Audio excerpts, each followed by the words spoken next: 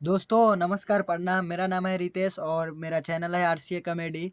दोस्तों आप लोग को बता दें कि फरिश्ता मूवी काफ़ी दिनों से मतलब दूसरे वीक में भी अच्छा खासा चल रहा है। मैं कल पटना गया था सिनेमा हॉल में और वहाँ काफ़ी ज़्यादा भीड़ था और भीड़ हटने का नाम ही नहीं ले रहा है। अभी तक तो फ़िल्म सुपर डुपर हिट चल रहा है, बट ऐसा लग रहा है कि फ़िल्म ब्लॉकबस्टर ज़रूर होगा, क्योंकि पटना में खेसारी लाल यादव के फरिश्ता मूवी का सारे टीम आए थे और उसका प्रमोशन कर रहे हैं। कल मेगा सीरी भी आई थी और वो भी प्रमोशन कर रही थी। तो मुझे लग रहा है कि जहाँ तक ये फ़िल्म ब्लॉकबस्टर होगा और काफ़ी अधिक चलेगा। तो आप लोग अगर चैनल पे नए हैं तो सब्सक्राइब कर लीजिए खेसारी लाल की न्यूज़ जानने के लिए।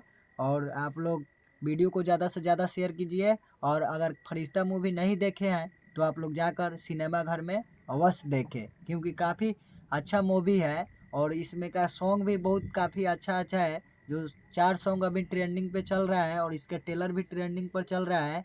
और करिए सलवार पहनलू, ये वाला गाना तो काफ़ी काफ़ी ज़्यादा से ज़्यादा वायरल हो रहा है।